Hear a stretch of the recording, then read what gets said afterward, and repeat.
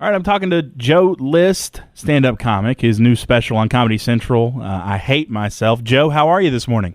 I'm pretty good. Thanks for having me. I appreciate it. Yeah, absolutely. Thanks for joining us. So, stand-up comedy, Comedy Central special. What's it like filming a special that, when you went into it, did you know this is going to be on Comedy Central? What was that process like? I didn't. So I kind of shot it on my own, hoping that somebody would purchase it and put it on their platform. And I was fortunate enough that my number one choice took it, and we threw it up on YouTube.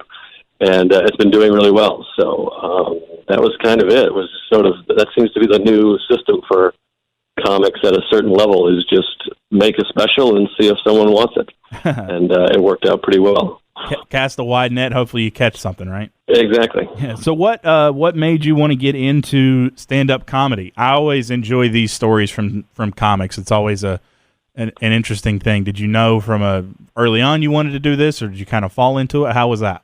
Yeah, I pretty young wanted to be a comedian. Like I'm one of those guys that as soon as I figured out, like, oh, that was a job, I was like, that seems like a good one.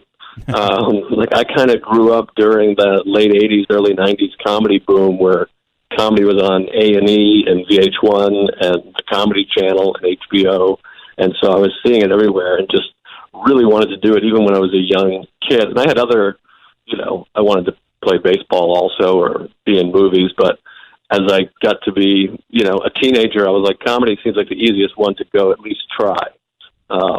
So that's what I did. I started when I was 18. As soon as I graduated high school, I kind of started going to open mics. Wow. How was that journey for you? Once you went to that first open mic, what was that journey like? It was fun. I mean, I started at an open mic at this place called Chops Lounge in Boston, which was like the truest open mic I've ever been to, where literally anybody could go on, and there was just like, there was comedians, young comedians, new comedians, and then also just random crazy people at the bar that would walk in and go on stage. So it was a little intimidating, but fun, and it just kind of went from one open mic to two open mics a week to three. And then before I knew it, people were like, hey, come do my show. I'll give you $25 or whatever. Wow. And it was fun. I mean, it was exciting. So that first open mic went well? Did you not get the laughs you were hoping for? It actually did go well. Like, looking back now, I stunk. I was horrible. But I got a few laughs. Like, I think it was like you did 2 minutes or 3 minutes. I can't even remember, 2 or 3. And I was, 18. I was the youngest guy in the room. It was in a bar. And I got a few laughs. Like, I just remember doing, I think that went pretty well. And then the guy that ran the open mic gave me his business card. And I remember thinking I was, in show business. Like, I had made it. I was like, this is amazing. Like, at that point, a business card was like a piece of gold to me. I was like, right. Wow. So I came back the next week and just kept coming back every week. And I'm still coming back. That's awesome. So if you could pick maybe a couple, maybe inspirations or idols that really made you like, this is something that I definitely want to do. Are there a couple comedians maybe that stand out more than the rest? When I was young, when I first started, George Carlin was like my number one guy, and I wouldn't call him an idol, but Bill Cosby was like, at the time, I didn't know, those two were like the guys that I was loved their comedy so much. And then a little bit further in, I discovered, Richard Pryor and then I started seeing, once I started doing comedy in Boston, I started seeing like the local Boston guys that most people don't know their names, but they're just these great comics, Don Gavin, Mike Donovan, Tony V, like people that are just local Boston comics that only the people regionally had heard of. And then I started being like, oh, these guys are amazing too. So yeah, those are the guys I really loved back then. So you were a finalist on Last Comic Standing in 2015. What was the process like for you being on Last Comic Standing and kind of going through that journey? What was that like? That was fun. So I had actually done that show in 2010, which was like 2 seasons earlier, and I made it to the semifinals in that one, and then I got completely edited out of the show. Nobody told me it was going to happen, and so I was, telling friends and family and posting about it, being like, "Hey guys, I'm on Last Comic. Everyone watch me." And my friends and family all watched the show. Were like, "Hey, where were you?"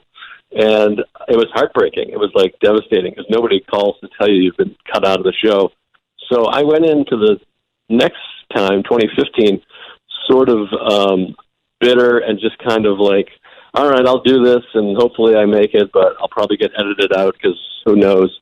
And that actually kind of helped me kind of have that feeling of like, well, whatever, who cares? Mm-hmm. And that I think made me relax, and it was really fun. And I got fortunate to kind of get past, make it to the next few rounds and finally got to the finals where I lost in the finals, but it was still pretty awesome. And the coolest thing that came out of that was Norm Macdonald was one of the judges, and we kind of became friendly after that. So that was pretty awesome. Wow.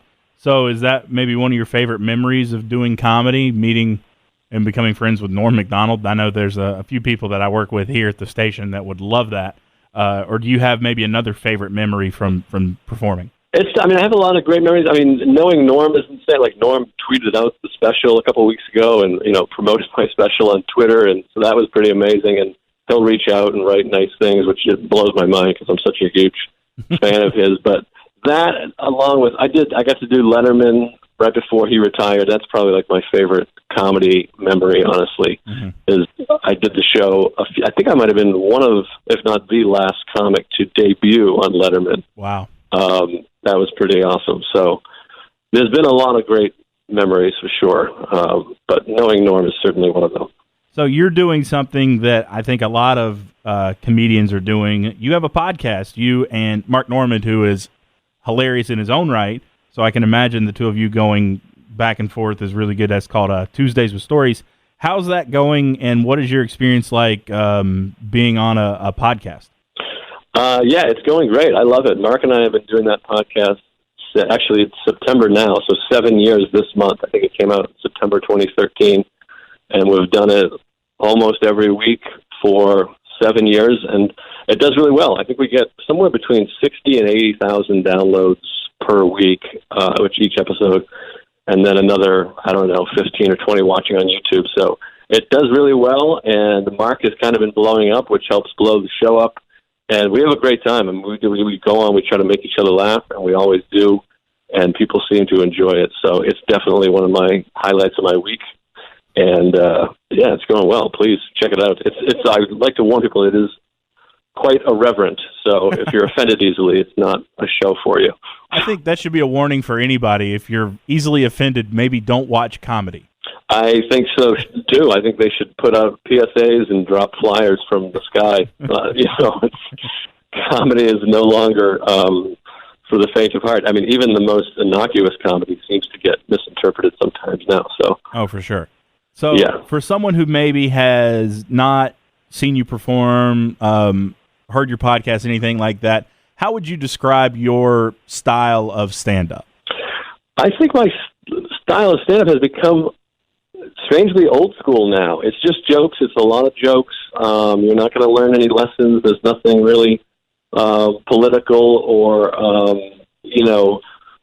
of the moment particularly. It's just jokes. I'm just trying to be funny, and I cram a lot of jokes in. So if you're looking for a break, I get a lot of people saying, hey, thank you for not talking about Trump after shows, which, I'm not a Trump supporter personally, but I don't, bring up stuff like that on stage. So it's just a lot of, personal stories and, certainly a lot of self-deprecating stuff and a lot of sex humor and just jokes. It's just straight old jokes.